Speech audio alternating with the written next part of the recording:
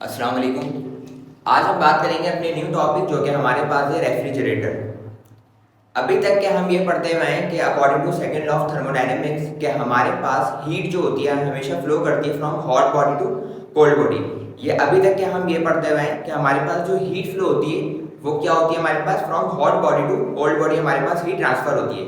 पर आज हम पढ़ेंगे कि हमारे पास किस तरीके से हम हीट को कोल्ड बॉडी से लेके हॉट बॉडी में किस तरीके से ट्रांसफर करवा सकते हैं। इन शॉर्ट हम रिवर्स जाएंगे।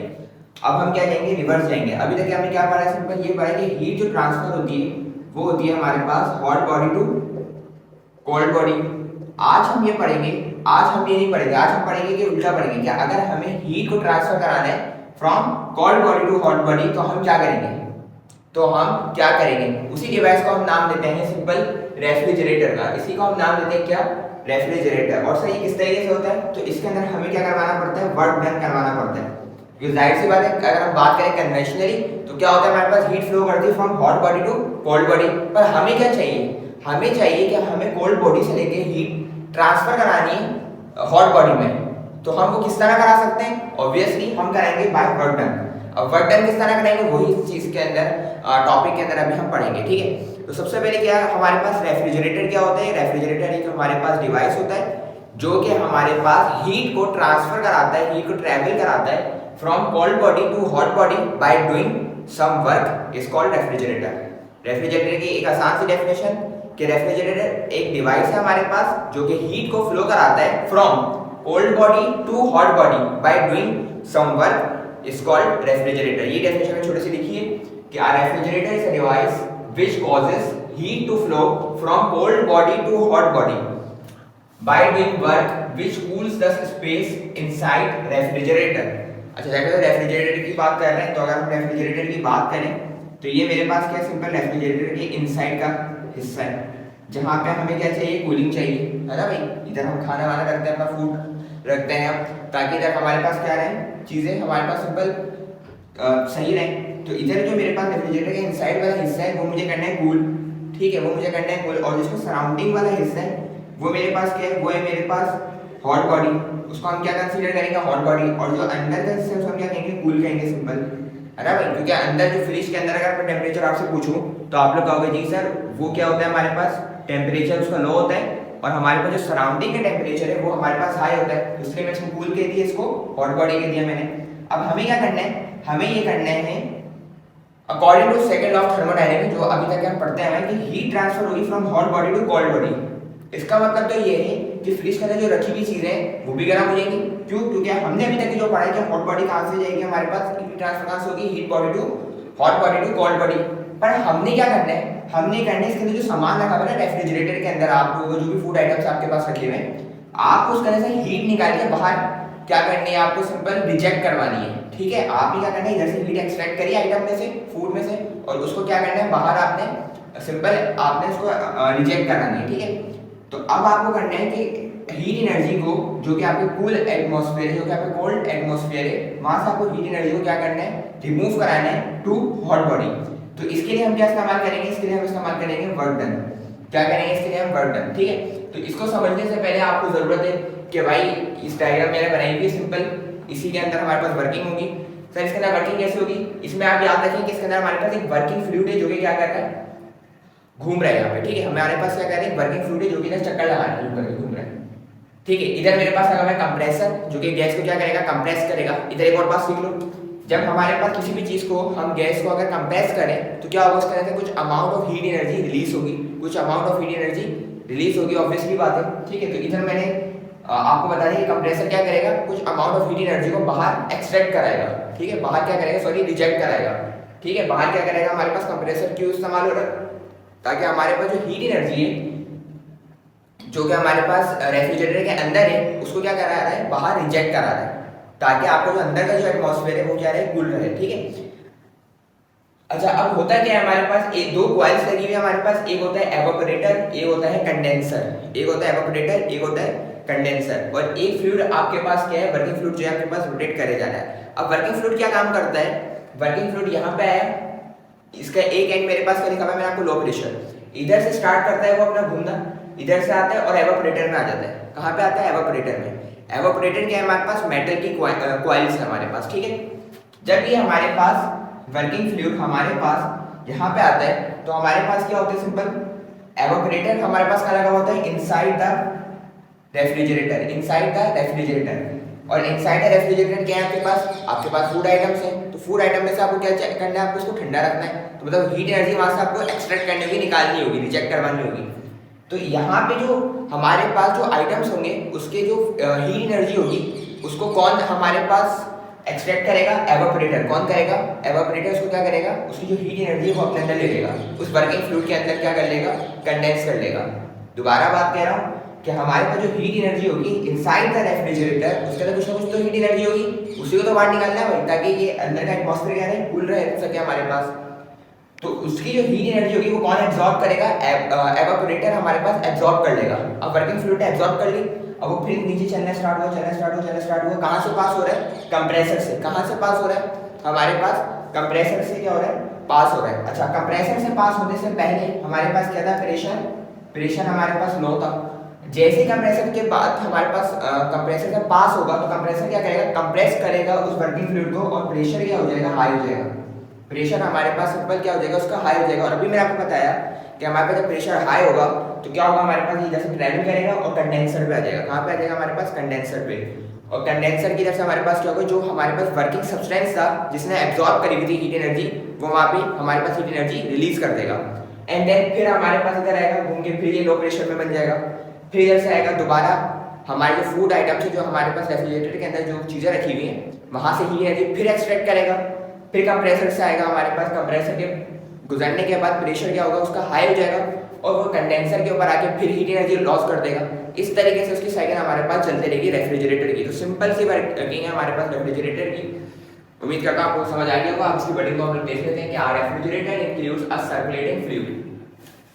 रेफ्रिजरेटर हमारे पास एक सर्कुलेटिंग फ्लूइड को क्या करता है, हमारे पास सिंपल कंसिस्ट करता है, आपको बताया एक फ्लूइड है जो कि चक्कर लगाया जा रहा है, ठीक है, that circulates through two sets of metal coils, जो कि किसके हमारे पास मेटल कॉइल्स की बनी हुई है। एक ये रहा मेटल कॉइल और दूसरी मेटल कॉइल मेरे पास यहाँ पर है, ठीक है। एक को नाम दिया एवापोरेटर, एक को नाम दिया condenser. that can exchange energy with the surrounding, जिसका काम क्या है, एनर्जी को एक्सचेंज करना, ठीक है। यहाँ से फूड से एनर्जी ली, हीट एनर्जी, और यहाँ से क्या किया, हमारे पास हीट एनर्जी को रिलीज कर दिया, हीट एनर्जी को यहाँ से रिलीज कर दिया। तो इसका काम यही है कि एक्सचेंज करे एनर्जी विद द सराउंडिंग, ठीक है। यहाँ से क्या कर रहा था एवापोरेटर, हमारे पास हीट एनर्जी ले रहा है, हीट एनर्जी को क्या कर रहा है, हमारे पास एब्जॉर्ब कर रहा है, और यहाँ पे क्या कर रहा है, हमारे पास रिलीज कर रहा है हीट एनर्जी को, कंडेंसर, ठीक है। Where it absorbs energy by heat, वही बात मैंने आपको कहा कि हीट के थ्रू क्या कर रहा है, हीट को एनर्जी को एब्जॉर्ब कर रहा है। The resulting warm fluid is then compressed। अब जाहिर सी जो मेरे पास फ्लूइड होगा वो क्या हो जाएगा, हीट अप हो जाएगा।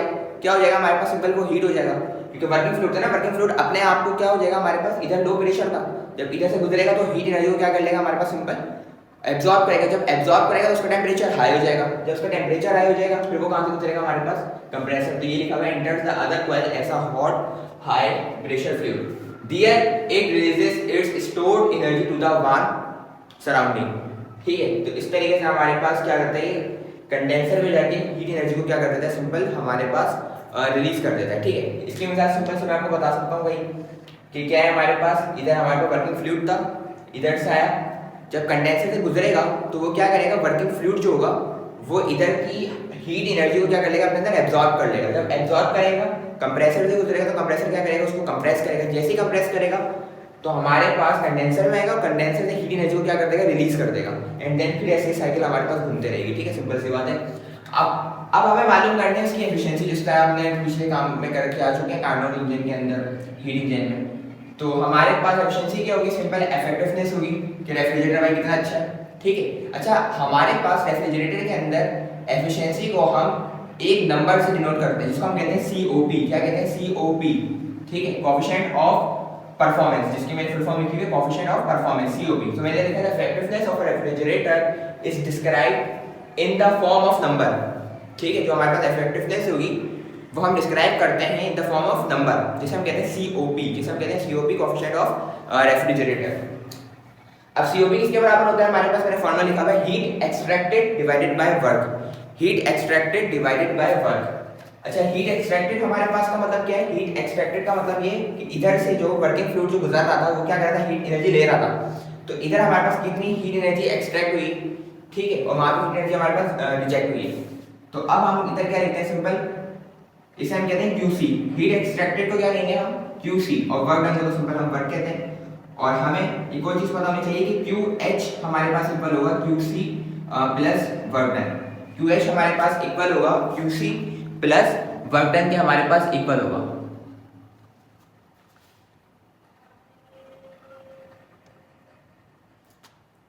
हमारे पास यहाँ पे जो QC है हमारे पास वो हमारे पास है कि हमारे पास जितनी एनर्जी हमने क्या ली थी? कोल्ड रिजर्वर से हमने ली थी, ठीक है, यानी कि इधर से हमने जितनी एब्जॉर्ब करी थी उस एनर्जी को हमने क्या नाम दिया था? QC का। किसका नाम दिया था हमने? सिंपल QC का। इसे लिखा है कोल्ड रिजर्वर, यानी कोल्ड बॉडी से हमने ली थी ना सिंपल हीट एनर्जी, तो इसलिए मैं इसको क्या कहा? QC कहा। और इधर जो हम एक्सपेल करा रहे हैं उसे हमने क्या कह दिया? QH का नाम दे दिया। किसका नाम दे दिया हमने? QH का। जितनी हम अमाउंट ऑफ हीट एनर्जी को क्या कर रहे हैं? रिलीज करा रहे हैं। तो ये QH किसके बराबर होगा? जाहिर सी बात है इस पूरे के बराबर होगा। ये QH कितनी रिलीज होगी हमारे पास amount of heat energy? Sir जितनी हमारे पास इधर क्या होगा? हीट एनर्जी एब्जॉर्ब करेगा उतनी QH हमारे पास रिलीज करेगा। नहीं भाई, इधर वर्क डन भी तो हो रहा है, वर्क डन की वजह से भी तो हीट एनर्जी निकल रही होगी। तो इधर जो वर्क डन की वजह से हमारे पास कंप्रेसर के अंदर क्या हो रहा है? वर्क डन हो रहा है। कंप्रेसर में क्या हो रहा है? Work done. तो इधर से भी अमाउंट ऑफ हीट एनर्जी हमारे पास रिलीज होगी। तो QC plus W is equal to QH। QC plus work done is equal to QH आ जाएगा हमारे पास। तो QH किसके इक्वल हो जाएगा? QC plus work done. तो मैं लिख दिया QH is equal to QC plus W। अब क्या करेंगे हम? मुझे किसको अलग करना है? सिंपल वर्क डन को अलग करना है। और मेरे पास QC प्लस में आ जाएगा, मेरे पास क्या हो जाएगा? सिंपल माइनस में हो जाएगा। तो मेरे पास इक्वेशन आ जाएगी work done is equal to QH minus QL। तो इस वर्क डन की जगह मेरे पास क्या रहेगा? QH minus QC। तो K is equal to QC divided by QH minus QC। तो K का मेरे पास क्या फैक्टर आ जाएगा? मेरे पास K किसको बोलते हैं? COP को बोलते हैं, ठीक है, डिनोट करने के लिए। तो K is equal to QC divided by QH minus QC। ये मेरे पास फार्मूला आ जाएगा COP का। ये मेरे पास फार्मूला आ जाएगा सिंपल किसका? COP का फार्मूला आ जाएगा। अगर हम बात करें टेम्परेचर की उसमें, अगर हम बात करें टेम्परेचर की उसमें, तो मेरे पास इन टर्म्स ऑफ टेम्परेचर बात करें, जिस तरह हमने कार्नोट इंजन में बात की थी, तो वहां पे हमारे पास ये इक्वेशन QC जो है हमारे पास, जो हमारे पास QC इक्वेशन है वो हो जाएगा TC हो जाएगा, वो हमारे पास TC हो जाएगा। और QH जो है वो हो जाएगा TH माइनस TC, ठीक है। तो ये इन टर्म्स ऑफ टेम्परेचर अगर हम बात करेंगे तो ये फार्मूला होगा हमारे पास। Q की जगह सिंपल T लग जाएगा क्योंकि Q डायरेक्टली प्रोपोर्शनल है टेम्परेचर के। तो इस तरीके से हमने COP का क्या निकाल लिया? सिंपल फॉर्मूले को हमने ड्राइव कर लिया, ठीक है। तो दोबारा मैं इसकी वर्किंग आप लोगों को बता देता हूं ताकि आप लोगों की आसानी हो जाए। अच्छा, COP की हमारे पास डेफिनेशन आ सकती है पेपर में, तो क्या लिखेंगे? द हीट एक्सट्रैक्टेड या remove from the cold reservoir, जिसको हमने क्या कहा था? QC। किसको क्या नाम है? QC inside refrigerator. भाई ये तो इनसाइड रेफ्रिजरेटर के अंदर लगा हुआ था ना हमारे पास, जहां से क्या करता है ये हीट को अपने अंदर एब्जॉर्ब करा रहा था। तो इसलिए मैं लिखा inside refrigerator divided by the work done to remove the heat. Work done काम कर रहा है? सिंपल कंप्रेसर कर रहा है कि क्या कर रहा है? हमारे पास हीट को रिमूव करा रहा है। किस तरीके से? गैस को या वर्किंग फ्लूइड को हमारे पास कंप्रेस करके।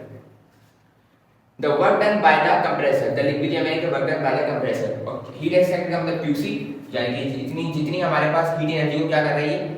वर्किंग फ्लूइड एवापोरेटर कंडेंस कर रहा है, एब्जॉर्ब कर रहा है, डिवाइडेड बाय वर्क डन। और QH हमारे पास है QC प्लस W की। तो आपको मैं बता चुका हूं कि अगर मुझे मालूम करना हो कि कितनी अमाउंट ऑफ हीट एनर्जी मेरे पास रिलीज हो रही है तो वो किसके इक्वल होगी? तो जाहिर है जितनी आप इधर से एब्जॉर्ब करेंगे उतनी रिलीज कर सकते हैं, ठीक है। तो मैंने क्या लिखा? QC, और हमारे पास वर्क डन भी हो रहा है, तो वर्क डन की वजह से भी कुछ अमाउंट ऑफ हीट एनर्जी हमारे पास सिंपल जा सकती है। तो इधर मैंने क्या लिखा? QH plus W is equal to QH। तो QC plus W is equal to QH। और ये मेरे पास प्लस QC मानिए माइनस QC हो जाएगा, तो वर्क डन की जगह आ जाएगा QH माइनस QC। और अगर मैं टेम्परेचर की बात करूं तो हमारे पास TC upon TH minus TC हो जाएगा। इस तरीके से हमने आज का एक इंपॉर्टेंट टॉपिक रेफ्रिजरेटर को कंप्लीट कर लिया। अगर आपको कोई क्वेरी हो, कोई कंफ्यूजन हो तो आप कमेंट बॉक्स में पूछ सकते हैं। इंशाल्लाह नेक्स्ट वीडियो में मिलेंगे, तब तक के लिए अल्लाह हाफ़िज़।